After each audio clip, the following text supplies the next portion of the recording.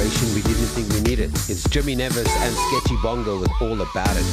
You're listening to the Social Impact Show with me, Sam Marshall. It is Mondays to Fridays, 9 to 12. We talk to individuals, organizations that are really thinking about how to change South Africa and leave a lasting impact. And as always, it's no different. We're discussing an exciting initiative that is shaping the future of South Africa's workforce.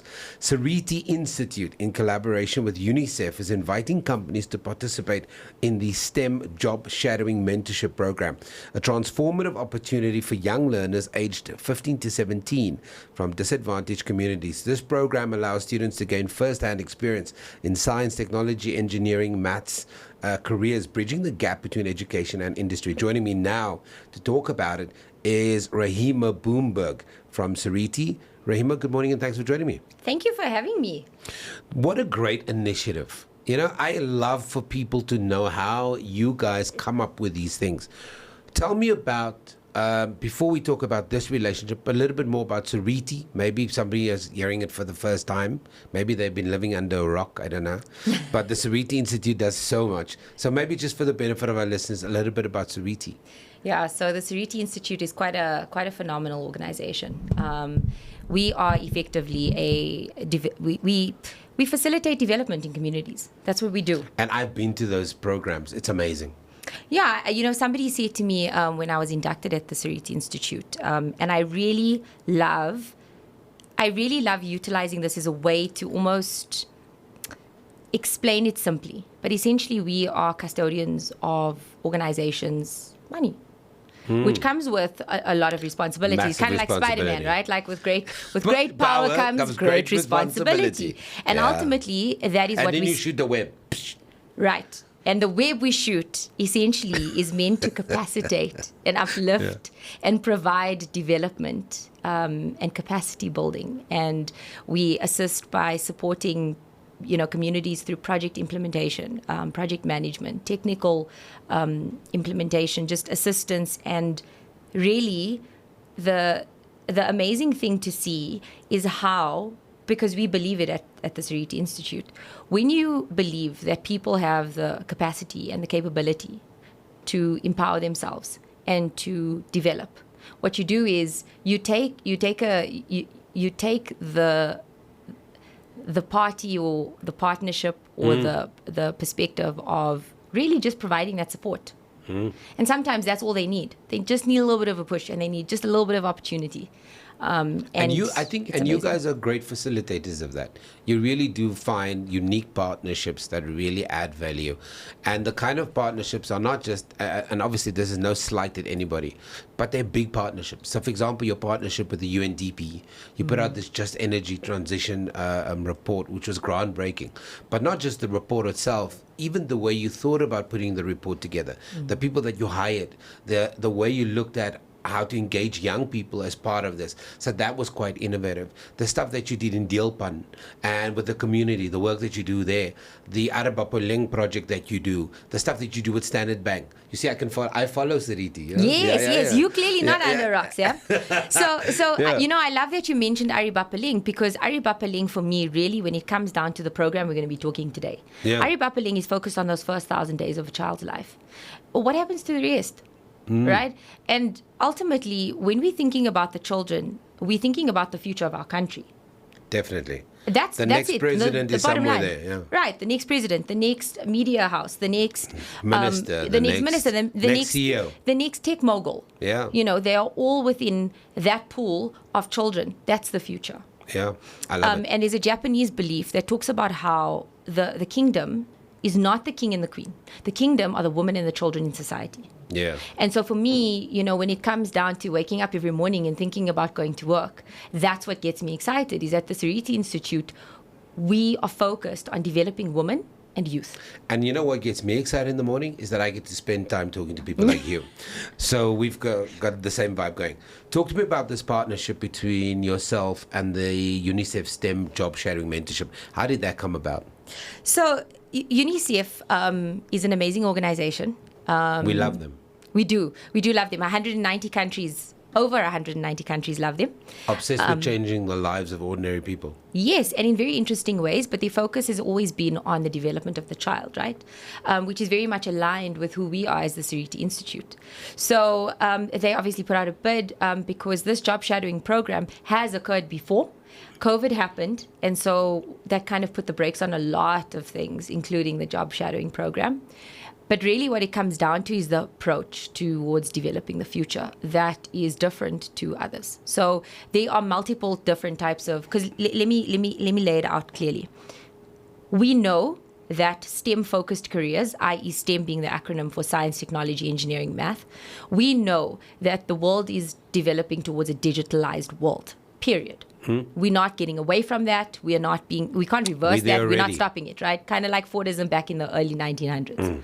So what that means is that our kids of today, they are needing to be able, and they need to be prepared, and they need to contribute and participate in a society and ultimately in a workforce that positively impacts and develops and can engage from the perspective that everything is going to be digitalized.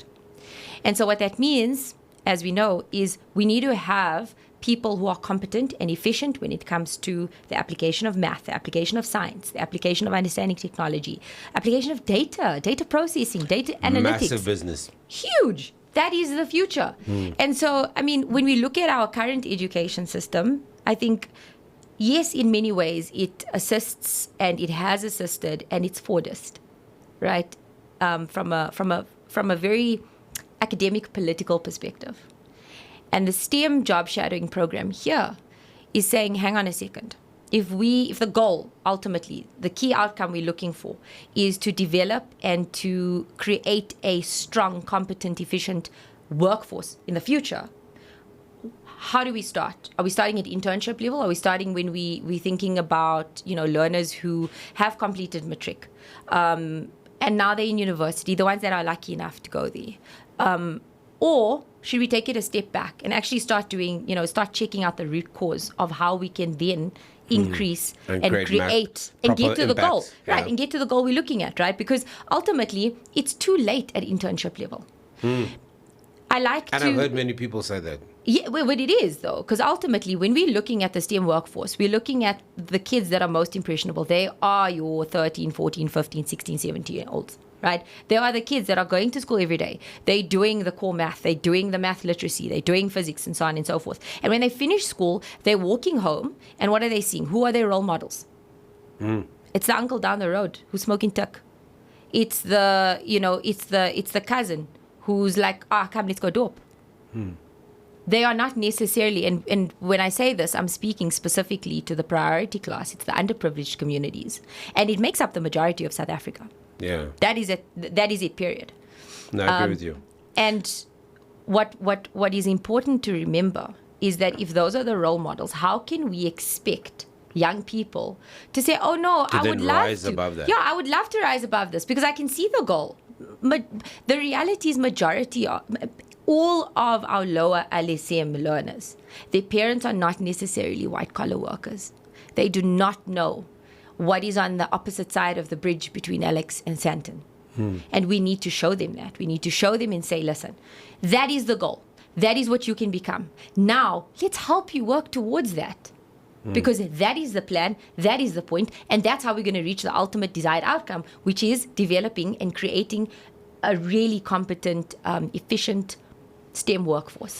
And if you consider that the data tells us now that Africa will have the youngest workforce in the world, if you consider that the aging populations in both Asia and Europe, Africa is the future workforce. And I don't mean workforce in a terrible and kind of idea. I also talk about innovation in that your future leaders, your future designers are coming from that construct. So it really makes a lot of sense. So how is this program going to physically work? You need partners to be able to join this, to provide those opportunities for those learners. And I would urge people to go to Seriti's website and just go and look at all the work that they do. And then you would see why this is such an amazing fit for Seriti and how this is almost an extension of what they're already doing in communities. Yeah, so there's three things you've mentioned now that I think are important to just kind of double click on. The first is, yes, the future of the workforce internationally. By 2030, we're looking at 42% of the workforce, the population coming from Africa. Yeah. And why shouldn't it? We are such a blessed nation that has an abundance of opportunity. We've got an abundance of talent. We've seen it in so many ways. Why shouldn't we be contributing to the STEM workforce? We should. And truthfully, we require a huge amount of STEM-related workforce individuals to assist us with the development from within our borders. And I want to double click on that because I want to say this. As I mentioned when we just met earlier, I'm an anthropologist by training. And if there's one thing I've come to understand is whether you're an engineer, whether you're a technologist, whether you're an IT developer, whether you're a doctor, there's one common thing that you serve.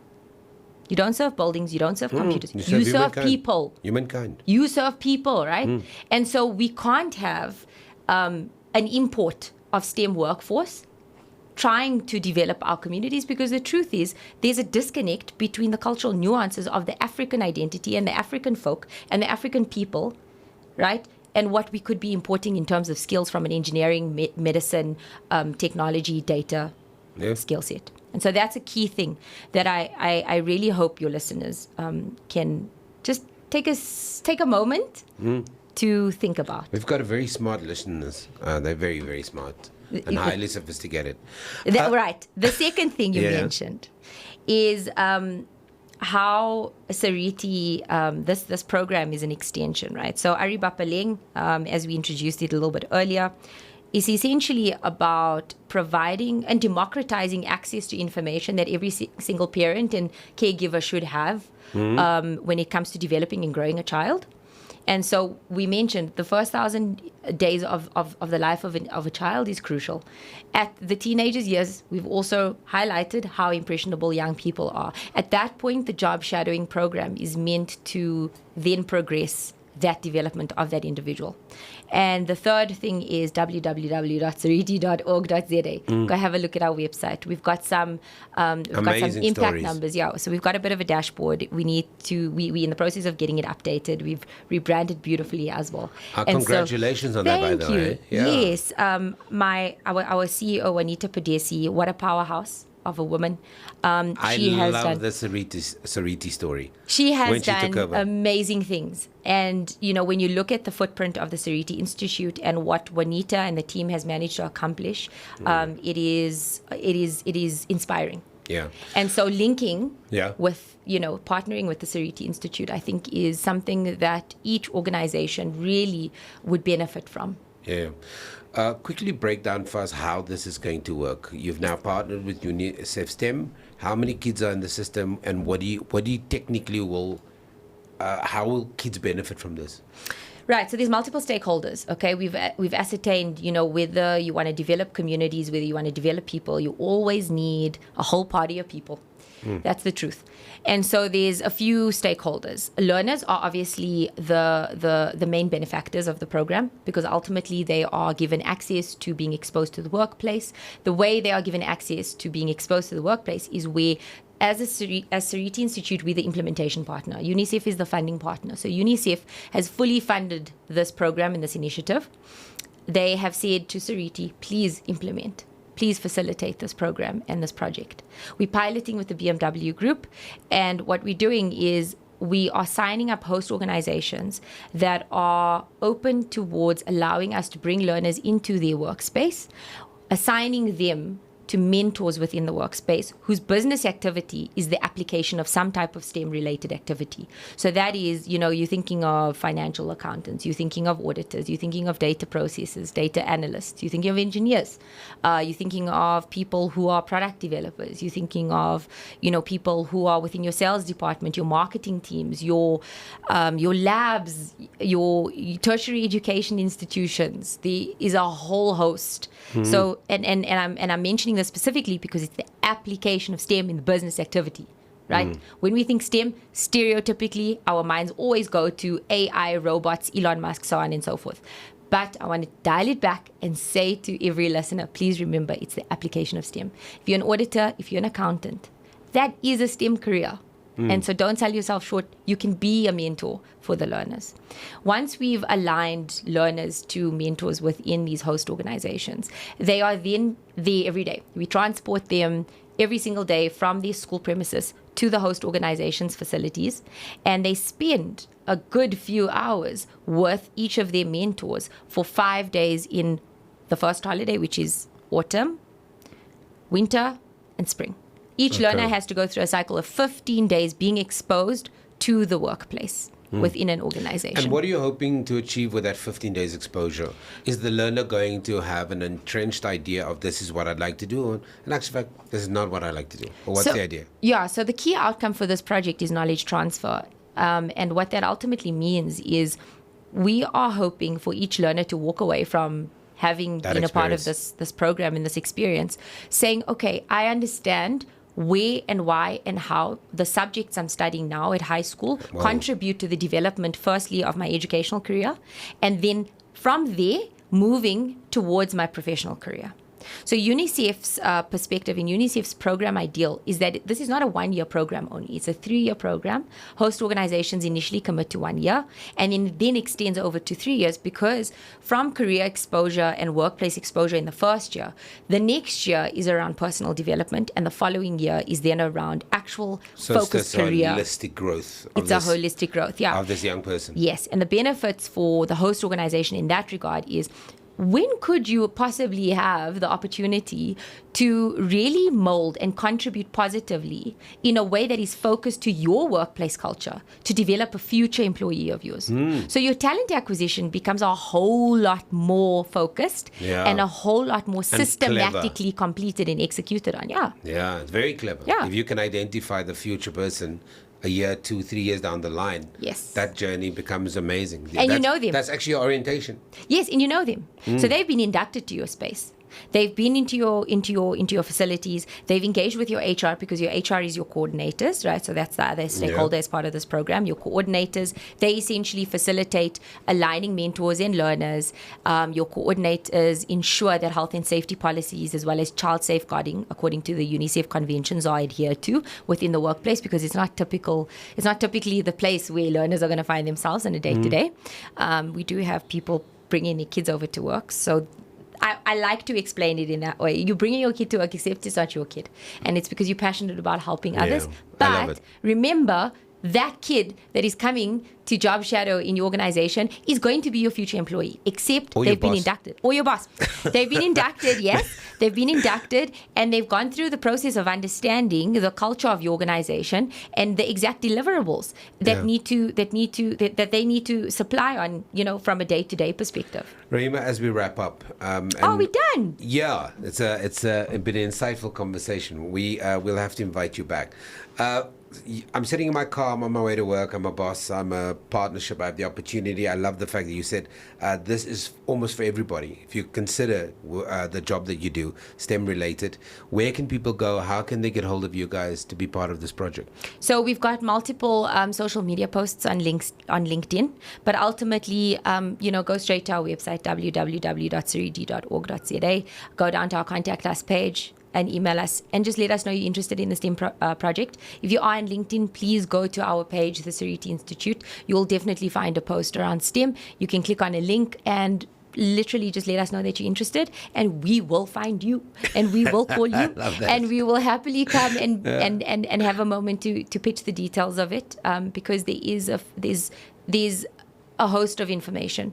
But what that means is ultimately we facilitate and do everything. And that's the one thing I want people to know, especially if these are decision makers in organizations. Guys, please know there is no cost to company. We facilitate everything. We recruit your learners. We select them. We get them there every single day. We bring them home. We've already drafted our surveys, assessments, everything. Sorry, Sam is giving me not even 2 seconds. I'm giving you the we're running out of time side eye. Yes.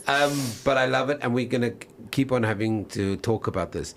But that's Raheemah Boomberg, who is from Seriti, talking about their collaboration with UNICEF around the STEM job shadowing mentorship program. Go to Seriti's platform. It's very simple. It's Seriti, Seriti Institute. I've got to pay the bills and then I've got to get out of here. So We know you have good ideas for making our city a better place, and we want you to share them with us. Every week, we are partnering with a Sandton-based business to give away 2,500 Rand for the best idea. This week, the prize is sponsored by the Empire Partner Foundation. Whether it's a way to improve your street, your suburb, or the whole of the city, we want to hear about it. WhatsApp your voice notes to 084 2212 919. Listen to 919 throughout the week to hear the best ideas live on air. We'll announce the winner on the afternoon drive on Friday. That's a wrap of the show. We've got a great show lined up tomorrow. We're speaking to a bunch of game changers who are doing amazing things in South Africa. And then don't forget, after 11, we've got the EC Africa Impact Hour, where we talk to tech entrepreneurs and their inventions. So all of that coming up on the Social Impact Show tomorrow. From us, be good, do good.